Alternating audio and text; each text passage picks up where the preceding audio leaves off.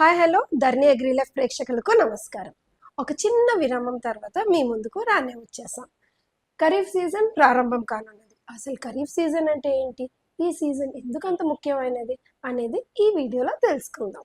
రైతు సోదరులారా, భారతదేశ వ్యవసాయంలో అత్యంత ముఖ్యమైన సాగు కాలాల్లో ఖరీఫ్ ఒకటి.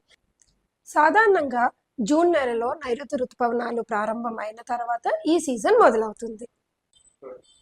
ఆంధ్రప్రదేశ్లో వరి, మొక్కజొన్న, కంది, వేరుశనగ, పత్తి లాంటి అనేక ప్రధాన పంటలు ఈ కాలంలో సాగు చేస్తారు. అందుకే ఈ ఏడాది ఖరీఫ్ను సరైన ప్రణాళికతో ప్రారంభించడం చాలా ముఖ్యం. రాబోయే రోజుల్లో ఖరీఫ్కి సంబంధించిన వర్షాల పరిస్థితి, ఏ పంట అనుకూలంగా ఉంటాయి, వరి రైతులు గమనించాల్సిన అంశాలేంటో వంటి ముఖ్యమైన విషయాలనే తెలుసుకుందాం. ఈ ఖరీఫ్లో మీరు ఏ పంట సాగు చేయాలనుకుంటున్నారు?